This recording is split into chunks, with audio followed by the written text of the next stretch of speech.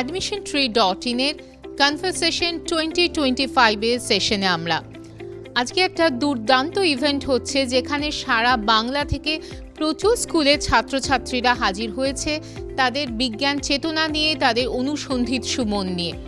তারা তাদের ভাবনা চিন্তার প্রদর্শন দেখিয়েছে স্টেজে।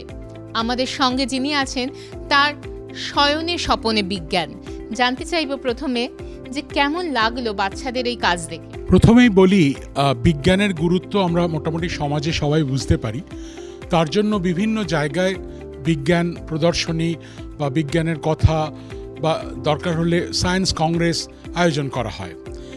কিন্তু সত্যি কথা বলছি, আজকে এখানে এসে আমার যেটা সবথেকে আমার চমক লেগেছে সেটা হচ্ছে বিজ্ঞান সম্পর্কে ছোটদের ভবিষ্যৎ সম্পর্কে যে ধারণা, তাদের বোধ বা অনুভূতিতে ভবিষ্যৎকে তারা কিভাবে দেখতে চায় বিজ্ঞানের আলোকে, সেই জিনিসটা যেন আজকে উঠে এসেছে অন্তত এখানে 21টা যে প্রদর্শনী ছিল, এক্সিবিট ছিল, তার মধ্যে দিয়ে।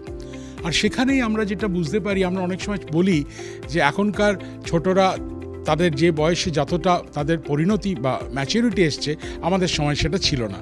সেটা যে সত্যি, সেটা আজকে প্রমাণিত হলো আবার আরেকবার আমার কাছে, যখন তাদের বোঝানোর ধরন বা তাদেরকে যখন আমি প্রশ্ন করেছিলাম যে তোমার এই প্রজেক্টটা নিয়ে ভবিষ্যতে আর কি করা যেতে পারে, সে সম্পর্কেও অনেকের দেখলাম একটা সম্যক ধারণা আছে। একটা ব্যাপার, 2047 সালটা আমাদের ভারতের জন্য ভীষণ ইম্পর্ট্যান্ট একটা বছর। স্বাধীনতার পর 100টা বছর আমরা পেরিয়ে গেলাম। সেখানে দাঁড়িয়ে আমাদের এডুকেশন সিস্টেমেও খুব ধীরে ধীরে বদল এসছে। যেসব বাচ্চারা আজকের দিনে দাঁড়িয়ে ভবিষ্যতে অ্যাস্ট্রোফিজিক্স নিয়ে পড়াশোনা করতে চান বা মহাকাশ বিজ্ঞান নিয়ে ভাবতে চান, তাদের জন্য পড়াশোনাটার প্রক্রিয়া কি কোনো বদল আসা দরকার, কি মনে হয়?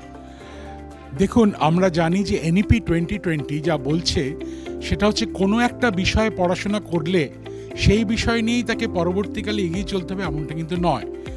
তার জন্য স্টেম এডুকেশন যেটাকে বলছে, যে সায়েন্স, টেকনোলজি, ইঞ্জিনিয়ারিং, ম্যাথমেটিক্স, এই 4টে বিষয় সম্পর্কেই সমস্ত বাচ্চাদের অন্তত কিছুটা করে জানা উচিত। কেননা পরবর্তীকালে যারা গবেষণা করে তারা কিন্তু দেখেছে সেই উচ্চ লেভেলে কিন্তু পদার্থবিদ্যা, রসায়নবিদ্যা, গণিতবিদ্যা, জীববিদ্যা আলাদা করে কিছু নেই। সবের সঙ্গে কোথাও একটা মেল বন্ধন আছে, একটা কানেকশন আছে।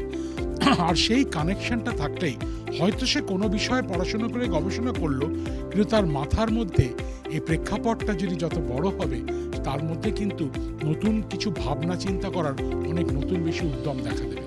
সুতরাং সেই ক্ষেত্রে আমাদের শিক্ষা ব্যবস্থা যেদিকে এগোচ্ছে, সেই ডিগ্রি থেকে বিচ্ছিন্ন করে নিজের কাজ, এই ব্যাপারটা কিন্তু একটা বিরাট বড় জিনিস, যেটা বিদেশে বেশ কিছু বছর ধরে হচ্ছে বলে আমরা দেখতে পাচ্ছি যে কোনো ছেলে হয়তো ল্যাঙ্গুয়েজ, ভাষা পড়েছে, সে হয়তো বিজ্ঞানের কোনো কাজ করছে। সুতরাং সেই দিক থেকে এখানেও যেই ঘটনাটা ঘটবে সেটা আমার দৃঢ় বিশ্বাস। তবে একটা জিনিস আমি বারবার বলবো, যাদেরকে সব থেকে বেশি মনোযোগী হতে হবে তারা হচ্ছেন শিক্ষকদের। কেন শিক্ষকরাই কিন্তু স্কুলের মাধ্যমে, স্কুলে পড়ানোর মাধ্যমে ছাত্রদেরকে শুধু তথ্য দেন না, তাদের উদ্বুদ্ধ করতে পারেন। হায়ার এডুকেশনে, উচ্চশিক্ষায় এই উদ্বুদ্ধ করার জায়গাটা ততটা থাকে না যতটা না স্কুলে থাকে। সুতরাং ইংরেজিতে যদি বলি, প্রতিটা শিক্ষককে রিওরিয়েন্ট করতে হবে নিজেকে।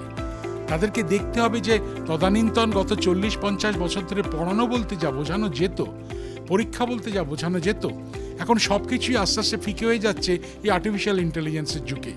একটা চ্যাট জিপিটি থাকলে কোশ্চেনও তৈরি করা যাবে, সেই কোশ্চেনের উত্তরও দেওয়া যাবে। আমি যদি পড়ায় বুঝতে না পারি, সে আমাকে বুঝিয়ে দেবে। তাহলে শিক্ষক করবে কি?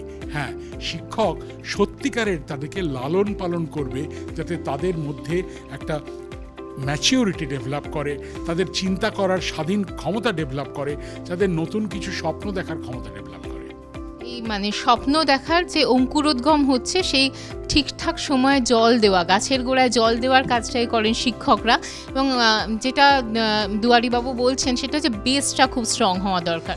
আপনি যে উদ্বুদ্ধ করার কথা বললেন, সেখানে একটা প্রশ্ন আসছে, এই যে শুভাংশু শুক্লার সাফল্য, এই চন্দ্রযান 3 মাটি ছোঁয়া, চাঁদের মাটি ছোঁয়া, এবং আগামী দিনে ইসরোর হাতে আরও যে প্রজেক্টগুলো রয়েছে, এগুলোর জন্য কি বাচ্চারা আলাদা করে কোনো উদ্বুদ্ধ হচ্ছে, তাদের মধ্যে অনুপ্রেরণা তৈরি হচ্ছে? নিশ্চয়ই করে তারা উদ্বুদ্ধ হচ্ছে, হয়তো স্বপ্ন দেখতেও শুরু করছে, কিন্তু সেখানে থেমে গেলে স্বপ্নও একদিন ফিকে হয়ে যায়, আমার আগ্রহ আস্তে আস্তে অন্য আগ্রহের দ্বারা চাপা পড়ে যায়। সুতরাং সেখানে মনে রাখতে হবে, যে বললাম শিক্ষা ব্যবস্থা এবং শিক্ষক, প্রতিটা স্কুলে অন্তত 15 মিনিটের হলেও একজন শিক্ষক যদি শুভ্রাংশু শুক্লা কী কাজ করেছে এবং তার পরিণতিটা কী এবং তার গুরুত্বটা কী সেটা নিয়ে যদি ক্লাসের মধ্যে একটু বলেন, আমার মনে হয় সেটা অনেক বেশি ভালো হবে। তারা যদি বোঝাতে পারেন যে হয়তো মাসে একটা পিরিয়ডে সারা পৃথিবীতে বিজ্ঞানের জগতে সে এক মাসে কী ঘটেছে, কোনো স্কুলে কিন্তু এটা হয় না। খুব সুন্দর বললেন। আমরা বলি ইন্টারনেট দেখে বাচ্চারা শিখে নেবে, কেন ইন্টারনেটে যেতে হবে? আমি কেন সেই এজেন্ট হতে পারি না যে বাচ্চাদের মধ্যে সে আগ্রহটা জন্মাবে? ঠিক, আমরা অনেক সময় আগে ছোটবেলায় অনেক এই তারা চেনা থেকে সমস্ত কিছু আমরা কিন্তু শিক্ষকদের কাছেই করেছি। এই গল্পের ছলে বিজ্ঞান শেখায়, এইভাবে অনুপ্রেরণা যোগানোটা খুব জরুরি। আশা করা যায় এই যে বাচ্চাদেরকে আপনি দেখলেন, তারা ভবিষ্যতে উজ্জ্বল নক্ষত্র হয়ে উঠবে এবং আগামী দিন 2047 ভারতের জন্য একটা গর্বের বছর হবে।